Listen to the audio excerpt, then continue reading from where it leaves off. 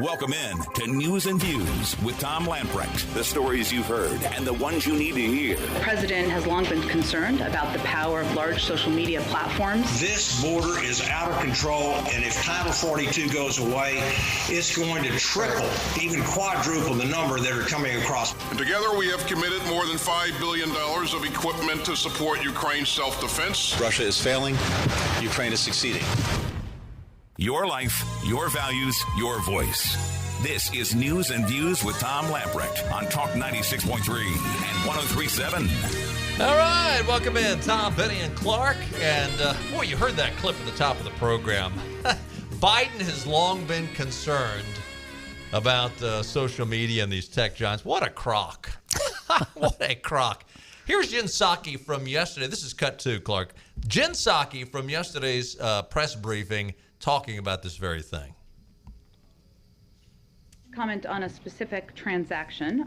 What I can tell you as a general matter, no matter who owns or runs Twitter, the president has long been concerned about the power of large social media platforms, the power they have over our everyday lives, has long argued that tech platforms must be held accountable for the harms they cause.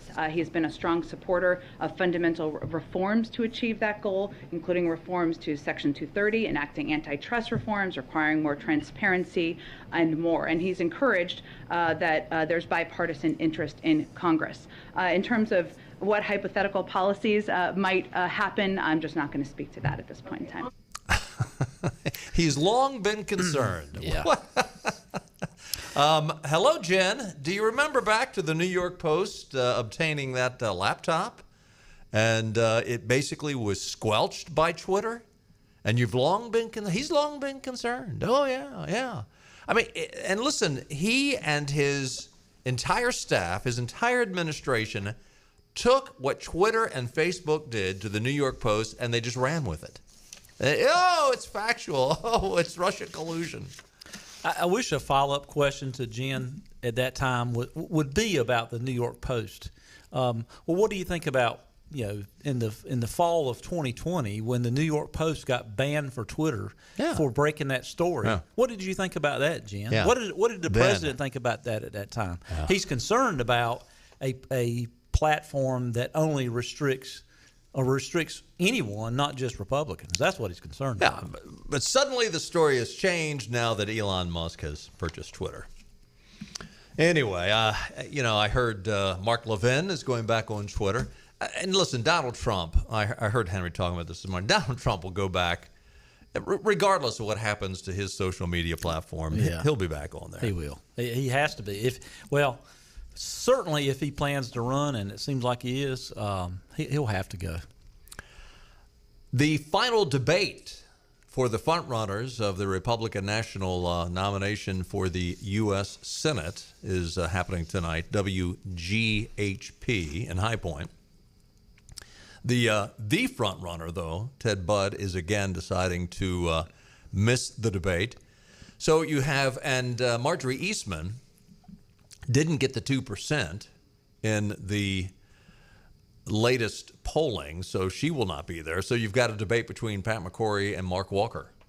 And it'll probably, I think Ted Budd should be there, but it will probably basically be a love fest between Pat McCrory and Mark Walker beating up Ted Budd.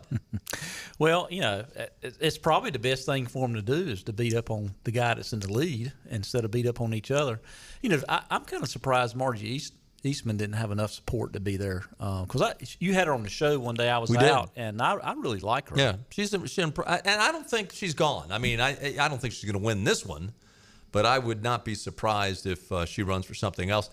They are depending upon in the polling to figure out who was going to be on and who wasn't. They needed, I think it was a 2% minimum, and she came in at 1.5%.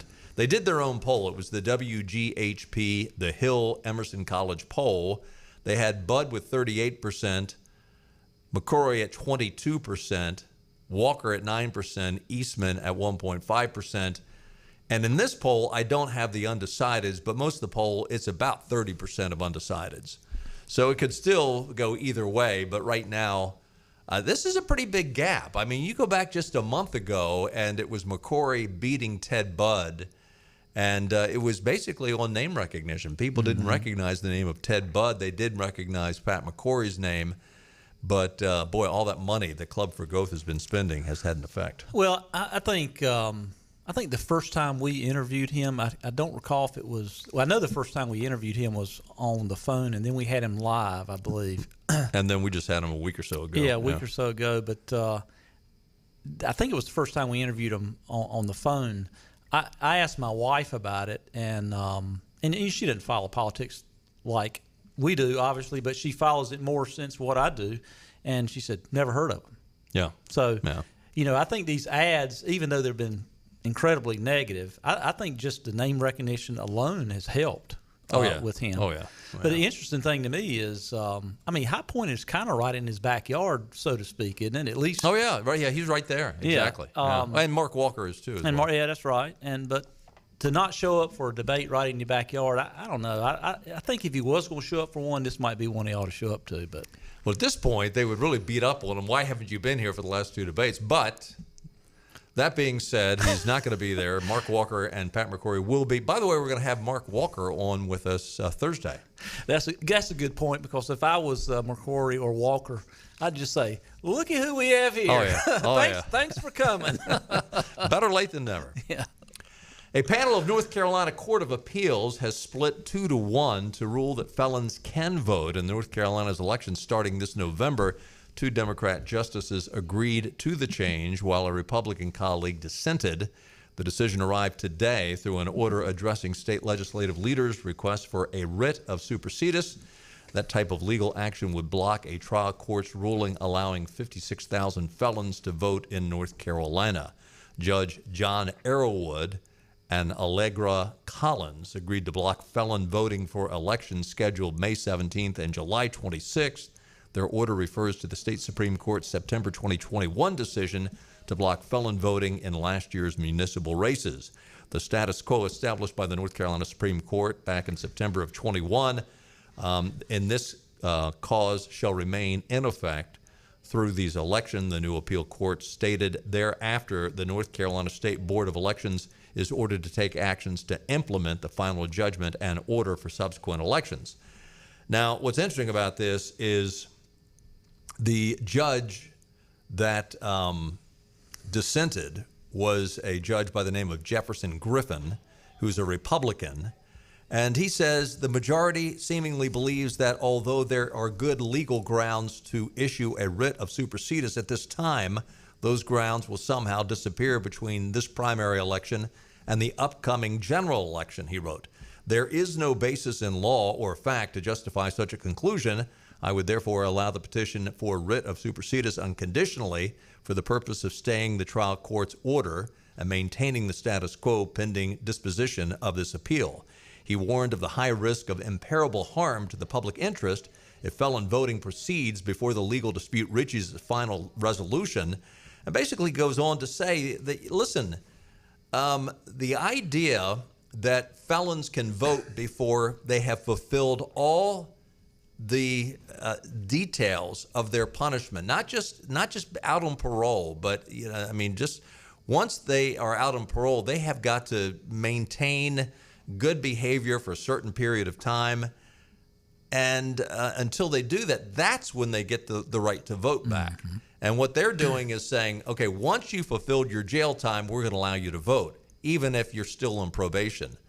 And it's a constitutional matter. The state constitution made it very, very clear, makes it very clear what is the law. And for these justices just to basically shoot the bird at the law and said, Constitution, we don't care what the Constitution says. We're going to do what we darn well please. Well, as usual, the Democrats are, making this out to be a race thing, like to do everything else. They have talked about, it's a racial equity issue. They've talked about, these felons that have not made financial redemption of their crimes. They're not in position to do it and all that. But the bottom line is there's currently no constitutional path. I believe in redemption. You believe in redemption. Sure, absolutely. And I believe in a path for someone to restore their voting rights. But there is no constitutional path, and it's just another case of if there's not, you either have a rule of law or you don't. Right. Where does that end? The most recent Civitas poll from the John Locke Foundation found that 66% of likely general election voters support the state's constitution and current restrictions on felon voting.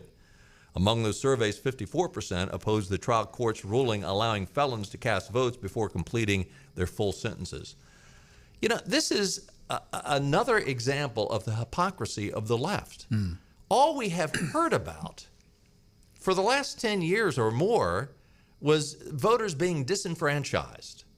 You know, that constantly is the drumbeat that any kind of regulations towards equitable, safe elections where there's no cheating going to take place, we're told, oh, you're trying to disenfranchise the poor. When it comes to voter photo ID, oh, you're trying to disenfranchise the poor and the black and the elderly. And it's a crock. But yet you have something like this comes along, which is going to, I mean, look, there's 56,000 potential voters that are felons that will be able to vote in this November's election. Well, I think it's just another issue. You know, the Democrats, I mean, they just shatter at looking at the way polling data is, the way they've lost, you know, Latino, African American vote, and other things. Their ideas don't work, but to me, it's just another issue. Let's segregate another part of the population that we can. Class warfare. Class warfare, making them one-issue voters and that type of thing, so they don't have to defend their ideas. All they do is just segregate people to that one issue, and they don't keep their eye on the bigger issue of it don't work. Nothing they do works. Well, listen, this is racist. Oh, because yeah. These leftists have come out and said, hey, we know exactly how you're going to react. We know exactly how you're going to vote. We assume that you don't have a brain to think with, and you're going to just kowtow to the Jesse Jacksons and the Al Sharptons of the world, and we're not, and you have no brain to think for yourself. And therefore, we're assuming that if we allow all these felons to come out, it's not so much a black or white issue or how the felons are going to vote. It's a matter of law. Yep. These people have broken the law, and they need to fulfill their full, their full sentencing, and pay the price for what they've done to be restored. The Constitution. Thank you very much. Restitution. Thank you. Constitution, restitution. Yep, that too. See, every now and then our producer whispers in our ears when we can't think of the word. Sometimes when you get old, you don't hear the right word. You know, he reminds me of that guy in The Wizard of Oz. You know, when you pull back the curtain, it's a really small dude. That's Clark. Anyway. That's a good one. Anyway. Hey, we're going to take a time out. When we get back, Madison Cawthorn not only stepped in it, he's in up to his neck. I tell you, if this guy, Madison Cawthorn, wins the primary, I'm going to be shocked. I'll tell you why when we get back. Reserve it, then ride home in it at Greenville Toyota. Camrys, Corollas, Tundra trucks, RAV4s, and more are on the way. Reserve yours before it's gone. Plus, get more for your trade. Reserve and ride today at Greenville Toyota. Hey, we're at Maribella's in Greenville, the new location of Maribella's on Fire Tower Road. If you haven't been to this place yet, let me tell you, you are missing out.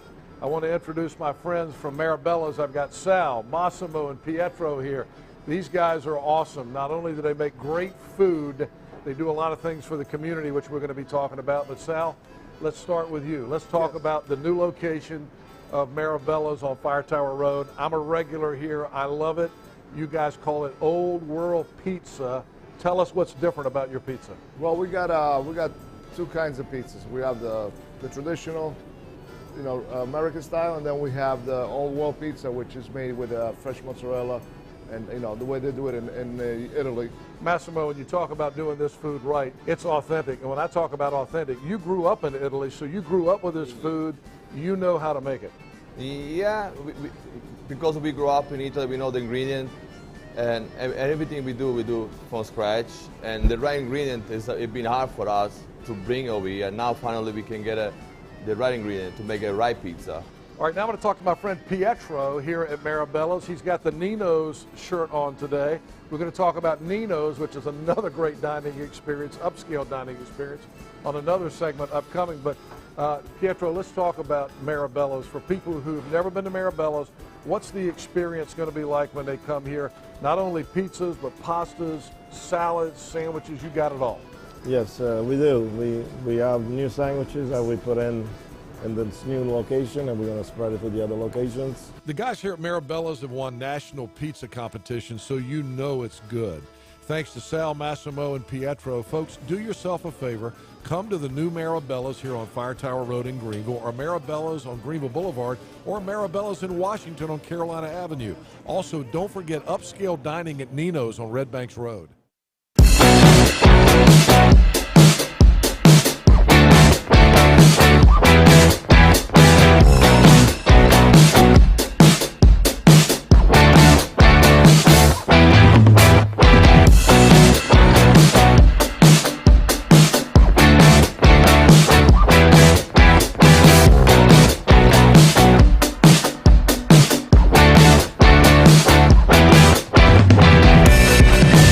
Reserve and ride your pre-owned vehicle at Greenville Toyota. Shop a huge selection of quality used cars, trucks, SUVs, even luxury models, all with no charge maintenance, plus a 100,000-mile used car warranty. Reserve and ride at Greenville Toyota.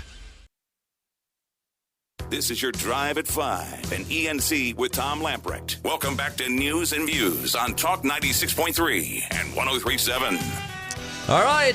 Welcome to National Pretzel Day, April 26, 2022. I like a good pretzel. Your weather forecast, by the way, we were looking at the radar a few minutes ago, and it looks like in the next hour or so, the eastern edge of our listening area is going to start to hear some thunder and gusty winds and some rain and possible hail. Tonight, cloudy periods of rain early, and then it will clear off. Chance of rain over the next few hours is 70%. Depending on where you are in the listening area, it's going north to south and west to east. Taking a look at your weather forecast for tomorrow, some clouds in the morning will give way to mostly sunny skies. It's going to be cooler the next few days, a high tomorrow of only 71, and on Sunday, or Thursday rather, sunny skies, and the highs are only going to be 66 on Thursday. So, hey, that sounds good to me, though. 70s and 60s and 80s, I can live with all of that when the sun is shining. So all in all, not a bad-looking forecast. 157 years ago today, in 1865, Abraham Lincoln's assassin, John Wilkes Booth, was killed by federal troops near Port Royal, Virginia, 50 miles south of Washington. A spot where he died is now on U.S. Highway 301. There you go. Yeah, come think of it. I've passed that before, now that you say that. Seen the little sign there? This is where John Wilkes Booth. I went to Appomattox this weekend, Appomattox Courthouse, and visited the spot of where General Lee surrendered to Grant. That's a beautiful area, too. I don't know if you've ever been there. But I have, but it's been years ago. Yeah, that's a little bit of trivia. When that signing took place, one of the two generals owned a slave, and the other did not. It was Grant. It was Grant, that's right. That had the slave. He inherited it from his wife, I believe? His wife's family owned slaves, exactly. Weather and trivia today, brought to you by the Ironwood Golf and Country Club. Warmer weather is here. What a better way to enjoy the outdoors with family and friends than being greenside or poolside. The pool will be open before you know it. Voted best golf course in Greenville 3 years in a row, Ironwood Golf and Country Club is waiving all initiation fees and wants you to join in the fun and become a member today. Not a golfer? Ironwood's new social membership includes access to the pool, clay surface tennis courts, and member-only full-service dining. For more information, and there's all kinds of ways you can join. You can join as a senior, you can join as a single, you can join as a family. Call Membership Director Jenna Doyle. She can get you in. Her number is 252-752-4653.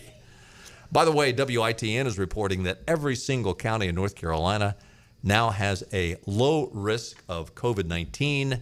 And so we've got the all clear from the CDC. At the same time, I heard on the top of the hour news that the Vice President, Kamala Harris, Well, I thought she got this like a month ago. Yeah, I thought she tested positive too. I said that today when someone announced it in her office. I said she's already had it one time, and she just got her boost. I think maybe 4 or 5 weeks ago or something. She got her booster. Booster's really working well in there.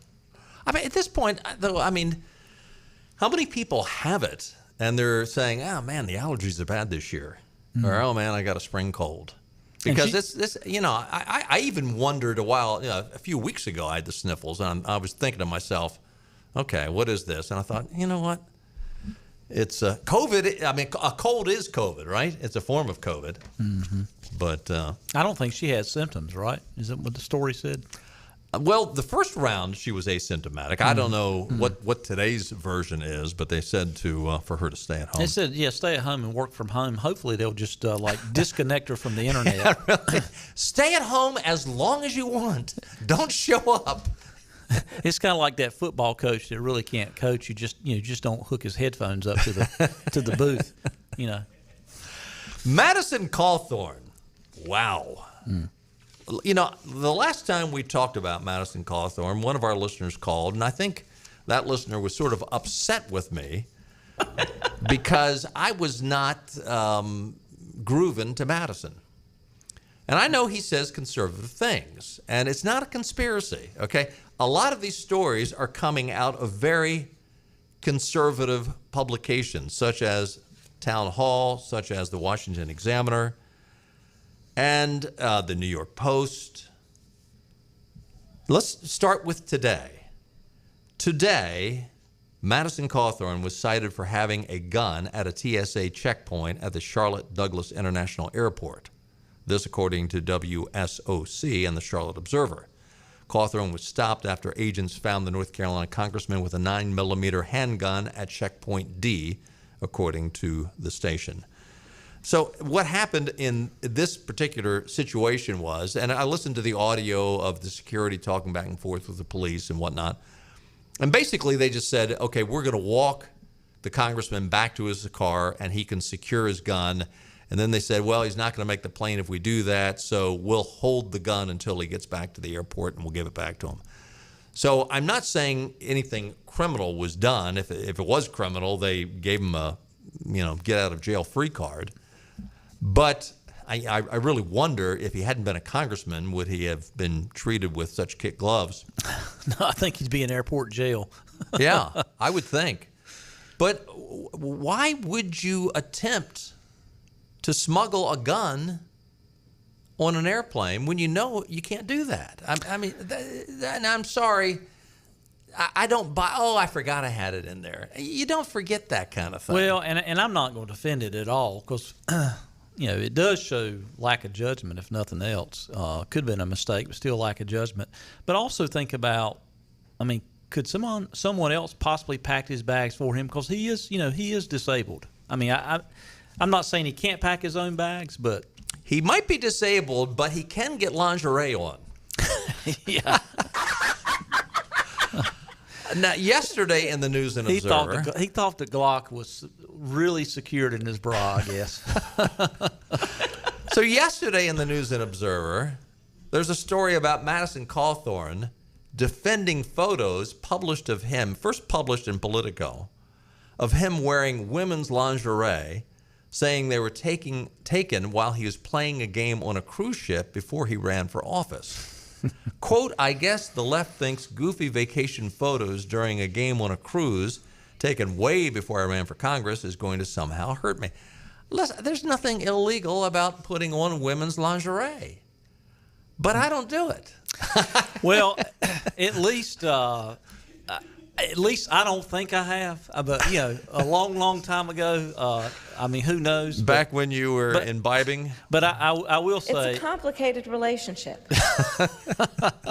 I will say that I'm just glad that social media and phones didn't exist 35, 40 years ago because I still worry about a few Polaroids out there. But Just the other thing. Look, if you don't want to get in trouble, don't take a picture of yourself in the buff to begin with. Yeah. But whatever you do, don't put it on any kind of social media. I think it looks. Did you see the photos? I saw just a couple in the headline story. It looks like he was drinking, having a good time or something. And the reason I don't necessarily support him, not that it doesn't have anything against him, I think he's too young. I don't think we need 20-somethings in Congress. I just don't. I don't think they've had enough experience. But as young as he is now, gosh, that was probably just a few years ago. Everybody's done stupid stuff. Well, what you just said. When you were younger, you did stupid stuff, and that's one of the reasons we, allow some maturity to kick in before we necessarily are the person in charge. But those are the things that just come out in the last 24 hours. Now, think back. How many was it? 2 months ago, he came out and called the president Zelensky from Ukraine a thug.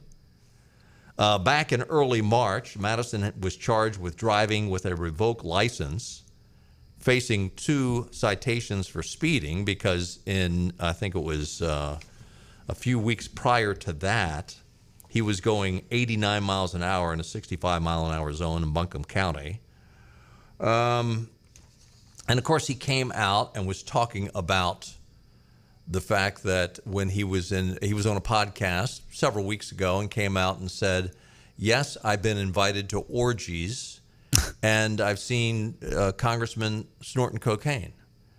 And then we find out later, well, I was in a parking garage and I saw some guy from like 100 yards away and he looked like he might have been doing drugs.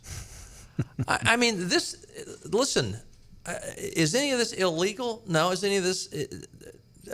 But it's bad judgment. And the one thing we need are people in Congress, especially people that brand themselves as conservatives. Yeah. We need people with good judgment. And Madison Cawthorn's not impressing me. Okay, it goes deeper than this. Another story out today in the Washington Examiner. Madison Cawthorn may have violated federal insider trading laws as he hyped up an alleged pump and dump cryptocurrency scheme. On December 29th, Cawthorn posed at a party with a guy named James Cawthorn, a hedge fund manager and ringleader of the Let's Go Brandon cryptocurrency, a meme coin in the wake of the chant mocking President Joe Biden. Cawthorn said, LGB, Let's Go Brandon, legends, tomorrow we go to the moon. The next day, it was announced that this cryptocurrency was going to be the sponsor of NASCAR driver Brandon Brown. The next day, he announced that. When he announced it, the cryptocurrency shot up 75%. I'm not going to get into all the details of the story, but the question now is, and there was stories out by this guy, James Cawthorn, saying that, yes, Madison Cawthorn owned some of this cryptocurrency. It hasn't been reported. He hasn't filed any information if he did. But the other information was this insider trading, knowing that the next day they were going to sign this guy, Brandon Brown, up to be, they were going to be the sponsor of his car, because when that happened, it shot up 75% in one day. Now, what's even more bizarre is immediately following Brandon Brown's December 30th announcement, the value of the LGB coin in circulation eclipsed, now this is for all the coins that were out there, eclipsed $570 million. Wow. By the end of January, it was worth nothing. Nada. Zippo. Zero. There are a lot of people that are saying, boy, this is a... Now, let me just put it this way. Craig Holman, a government affairs lobbyist for Public Citizen, said if Cawthorn purchased the LGB coin before December 30th with non-public knowledge of the cryptocurrency's pending deal with Brandon Brown, that would constitute insider trading, a federal crime that can involve prison time. I don't know, but again, it looks awful fishy.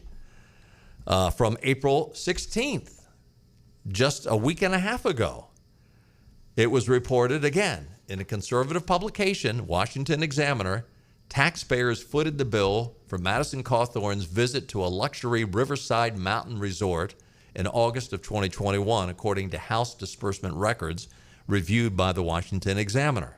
Cawthorn spent $2,950 of his taxpayer-funded members' representational allowance at the Sky Lorana. Is that how you pronounce it? Have you ever heard of this place? I haven't. Sky Lorana, a resort based in his hometown of Hendersonville, North Carolina, that boasts luxury accommodations for romantic dinners, weddings, and corporate events. The freshman Republican lawmaker categorized his August 9th payment to the luxury resort as a, quote, legislative planning, food, and beverage expense.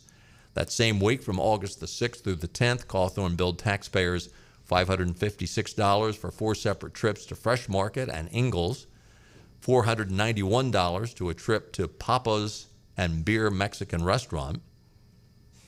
Okay, I guess there's 2 separate restaurants, a trip to Papa's and Beer Mexican Restaurant. 2 visits to Chick-fil-A. Those totals were for $382. A meal at Joey's New York Bagels for $53. A trip to Bojangles for $47. That's a lot of chicken. Well, in Joe Biden's inflationary economy, that's maybe it might just been a biscuit. Yeah. 2 undescribed payments totaling $455 to a Citibank government card service. Again, this was a legislative planning, food, and beverage expense. I tell you, Republicans or conservative publications and liberal, I mean, everyone's all over Madison Cawthorn. I mean, he's getting it from both sides. He's digging his hole. Yeah, he can't get out of it. Would you not be on good behavior? I mean, and listen, I'm sorry, this really is the epitome of bad judgment. Again, this goes back to December 23rd of last year. And we've mentioned this before, but Madison Cawthorn and his wife, Christina, divorced after 8 months of marriage.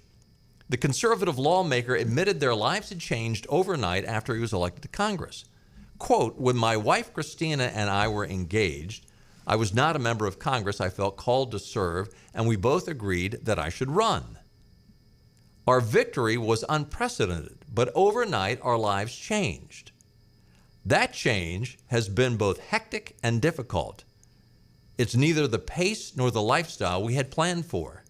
From the outset, we committed to make things work, to fight for our marriage and seek counsel for balancing the enormity of such a transition in life. Wait a minute.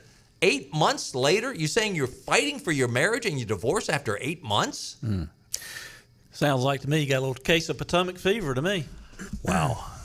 Listen, again, there's going to be people out there that think I've turned on conservatives.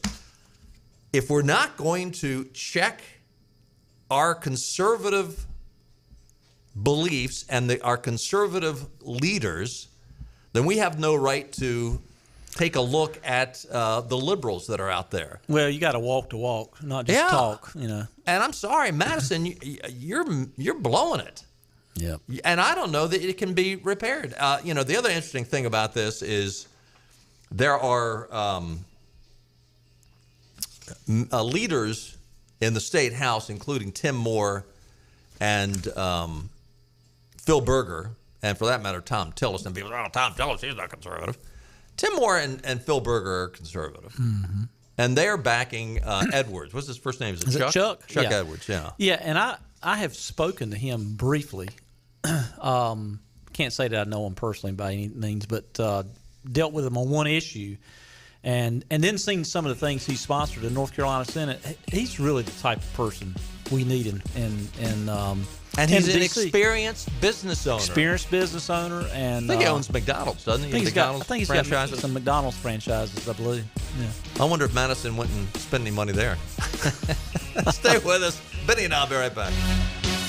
Fantastic Sam's Cut and Color is hiring stylists. If you're driven, creative, and ready to make an impact, then we're looking for you. We offer competitive salaries, flexible schedules, and professional training with the newest technologies and equipment in the industry. Stop by your local Fantastic Sam's today and show us what you've got. Apply at locations in Goldsboro, Kinston, Greenville, New Bern, Morehead City, Jacksonville, and Calabash. Fantastic Sam's, real salon experience, real savings, real fantastic.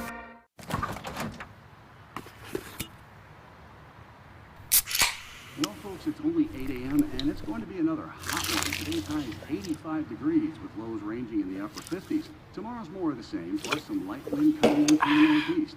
Coming up at 8:30, Paul's got an exclusive. Babe, it's 8 a.m.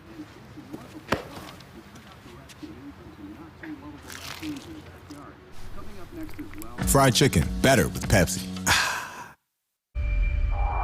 It's going to change. I promise you. As I stand here, it will change. Okay, and when it does, that stadium, it's going to be rocking, and heaven help whoever walks in there to play us.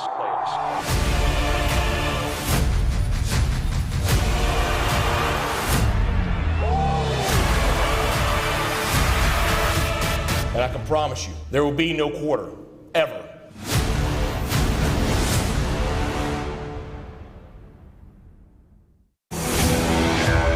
The best burgers around. Everyone loves a thick, juicy, and fresh burger. Tiebreakers in Greenville, plus the all-new Tiebreakers in Winterville, do real burgers better than anybody. So don't just go to any burger-themed restaurant chain. It's time to break the chain and eat local. Tiebreakers, real burgers at its best. Everybody loves burgers. Air Service is back at Pitt Greenville Airport, offering safe, clean facilities and flights from American Airlines. That means the short commute, quicker lines, and better prices that get you where you're going fast and easy. See it for yourself. There's great things inside at Pitt Greenville Airport.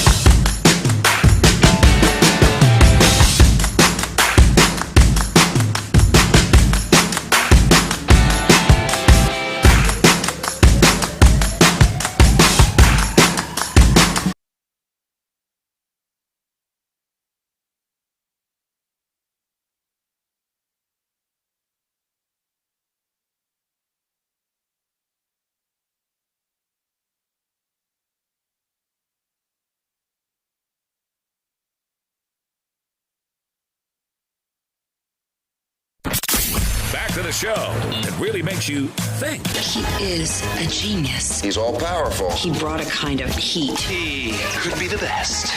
Just don't hurt yourself, okay? More news and views on Talk 96.3 and 103.7. Welcome back in. Tom and Benny, good to be with you on a Tuesday. By the way, let me thank Benny for taking over. I will be sneaking out every now and then. My two grandsons, I'm not sneaking out today or tomorrow, but Thursday I'll be sneaking out again. My two grandsons are playing on the same Little League team this year. And that is really a special thing. And I told my wife early on, I said, I am not going to miss those games. Don't get them back. You don't get them back. And so I love watching those little guys. Not as little as they used to be, but I love watching them play in Little League. And they're not bad ball players. So it's been fun watching them. And you don't have to wash your uniforms. I don't. That's even better. Oh, I love it when they get nice and dirty. I mean, what's fun is when they're playing and it starts raining and they get muddy, and that's. Sorry, Lauren, my daughter, who gets to wash the uniforms. So, over the weekend, this Texas National Guard SPC Bishop Evans lost his life while jumping in the Rio Grande trying to save two drug smugglers who were drowning. And kicking off Monday's press conference yesterday, Jen Psaki was asked about it. I mean, first of all, she kicks off. Now, this happened over the weekend. I'm not making this up. Jen Psaki kicks off the press conference after this guy dies, saying, quote, "There's nothing happening in the world today, I hear." That's how she started. I mean, would you not think it is with deep, deep sadness and grief that we mourn the death of someone who gave his life in the service of our country? Jen Psaki didn't say that. This is what she said. This is cut 3. Take it, Clark. Does the White House feel at all responsible, and what more can you offer to people who, are on the border, in border communities, who are experiencing loss and trials like this? Well, of course, we are mourning the loss of his life, and we are grateful for the work of every National Guardsman. I would note that the National Guard work for the states, and so he is an employee of the Texas National Guard, and his efforts and his operation were directed by there, not by the federal government in this effort, in this apparatus.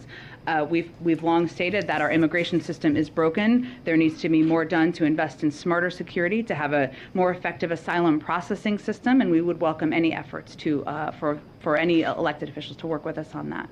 So she had to be asked about it before she would even mention anything. And by the way, she never mentioned the man's name. Now, and then what does she do? This isn't a federal issue. You don't like it, go blame Texas. Go blame Greg Abbott. It's the Texas National Guard. This is the same Biden official who used her podium to smear the agents who did nothing wrong, but Joe Biden said that they were on horses whipping these poor illegal immigrants. Same person. And she can't even bring herself to mention the guy's name. Listen, and Joe Biden, Joe Biden gets up and during the State of the Union, we got to stop what's going on at the border. The buck stops with me, he said. Listen, Joe Biden's administration and their border policy is directly responsible for this man's death. Bishop E. Evans of the Texas National Guard. They are directly responsible for this man's death. Absolutely. And by the way, Mr. Evans, Bishop Evans, was a black man. Why do I say that? Because when it suits their narrative, any white guy a liberal will say this. Listen, this is not a racial issue. This is a political issue. A liberal will come out when a white guy is responsible for a black man's death and makes a big deal out of it. Joe Biden is a white guy, and he is directly responsible for this man's death, and you don't hear a peep about it. Yeah, and obviously she did not mention it because she didn't want to bring the attention on Biden's failing policies as it relates to the border. I mean, first of all, the Texas National Guard, if the United States was doing their job, they wouldn't have to be there. They would have to protect the border of the United States. Thank you. I mean, that's the biggest problem. And the fact that she didn't mention the guy's name is just, can you imagine what is beyond the pale? It's and no reporter followed up too much. I mean, I thought they should have just went all over her on that and said, is that really the way? Is that really the position of the White House? Is that, hey, it's not our employee, so no big deal? Yeah. And that's kind of the way she talked about it. Yeah, unbelievable. Hey, we got one more break and then the hard break, right? Yes. Okay, let's go ahead and take that last break, and we get back. Did you cover that Florida sheriff's story yesterday? I did. You did? All right. I won't go with that, but I've got something else for you from James Carville, the weirdest guy in politics. What's the old saying? If you live in a glass house, don't throw stones. James Carville's throwing stones. He's the guy that looks like the hairless cat or something. Yeah. Doesn't his wife, Marion, what's her name? Yeah, she's a Republican. Yeah, she's a Republican, and she calls him Snakehead, I think. Stay with us while we get back. We're on location today at Fabric and Home Furnishings, Arlington Village on Arlington Boulevard here in Greenville. One of my favorite places in town, one of my favorite people in town. My buddy Lisa Pendry is here. And Lisa, when I walked in this morning, the place always looks great, but there's something new here. You got a brand new room. Tell us what's going on. We do, Henry. We are opening a Norwalk gallery, and we are so excited because this company is so custom. Been in business since 1902, built in Norwalk, Ohio. Tons of wood colors to choose from, over 900 fabric choices, and I've got a design team that can make it fabulous and help you find unique styles. So when you say custom, a custom furniture line, what does that mean exactly? You can literally choose the cushion, the fabric. You can even choose the thread color with this company. So wood choices, amazing fabrics, put 3 fabrics on one sofa, as much fun as you want to have. And that's what people want these days. They want it to be exactly the way they want it, so you can get that with Norwalk. You can. All right, what else is new? You've always got some other interesting things going on here. Well, we have some new fabrics that have arrived, but I've also, in this new showroom, I've added a friend of mine that's opened a company in Hickory, North Carolina called Hickory Luxe. done business with him for a long time, but we're adding to that because he can deliver in 6 to 8 weeks instead of 8 months like some of these companies are, doing right now. And as we always say, Fabric and Home Furnishings is a furniture store and so much more. And the so much more is you guys offer design services. I know you're a designer yourself. You have a design team here, so you can offer that full service for people. I do. I've got the best design team ever. We do commercial design and residential. And there's a lot of decisions that go into what you want your home to be. So we send somebody right out to the house for a flat one-time fee, not an hourly fee. And we analyze it, make a friend, and make it easy and painless and fabulous for people. Fabric and Home Furnishings here in Arlington Village. My friend Lisa Pendry. It's a furniture store and so much more. Come see them. Acre Station Meat Farm, along with Lane Angus Beef, bring you Farm to Fork Beef. Stock your freezers now with affordable beef boxes, just in time for the grilling season. Farm to Fork Beef brings quality local beef to your family. From your traditional butcher shop, Acre Station Meat Farm. Come on down to Acre Station Meat Farm and find out why we're #1 in fresh cuts and friendly service. Acre Station Meat Farm, Highway 32 North, Pinetown. Empty lots at car dealers everywhere, except here. The selection you want is at Greenville Nissan. And during the Nissan Thrill of the Drive sales event, buy a new Nissan with financing as low as 0.9%. The versatile Nissan Rogue, the all-new Pathfinder, or gas-saving cars like Nissan Sentra and Altima. And yes, we have trucks. Buy the new Nissan Titan with 0.9% financing, or the all-new Frontier for $99 a month. Hurry to Greenville Nissan, where we drive to serve. Back to News and Views. Talk 96.3 and 103.7. James Carville and Mary Madeline, that's his wife's name, conservative. So he was being interviewed by MSNBC, and for a weird dude, this was really an interesting comment. Cut one. Well, old Moscow Mitch is up to his usual tricks. He had quite a few dealings with the Russians, and of course his party, about a third of them are pulling for Russia. But yes, he wants people that will be compliant to his worldview, which is tax cuts for the richest people in the world and tax poor people, which is, I don't think is a very smart idea. But the problem is they are a weird political party. They need to be branded as such. I mean, these are people that talk about testicle tanning. These are people that go to Hungary for conferences. These are not normal. By and large, a large part of the Republican Party is just out and out weird. And the thing that Democrats need to do is start pointing out how weird and strange the Republicans have become and talk more about that and less about what Biden hadn't done for them. I have followed politics pretty closely, and I haven't vetted every Republican, but I haven't met one yet that's into testicle tanning. No. And a Surgeon General that looks like Captain Kangaroo with long hair. I mean, listen, this guy is weird. I mean, for him to go around and saying Democrats need to call Republicans weird is weird. I mean, he's proposing that the party that is for normalizing pedophilia ought to call the other party weird. Normal people think that it's weird to secretly dole out puberty blockers to young kids. It's weird for teachers to demand little kids to mask up. It's weird for teachers to have graphic discussions about sex and gender identity.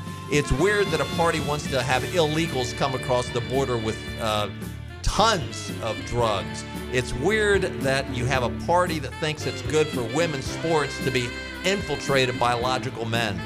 James Carville, cool your jets, because your party is the weird party. I think if you tried to brand Republicans as weird in this day and age, it would blow up in your face. Absolutely. Hey, we got to run. We'll do it again tomorrow at 5:05. We'll see you then. Bye-bye, everybody. All right. What do you see when you imagine life on the coast? Is it salty or sweet? Is it refined or a bit wild? Perhaps it's the perfect combination of everything you ever dreamed of. This is the very best of the best of living on the coast. Bow Coast.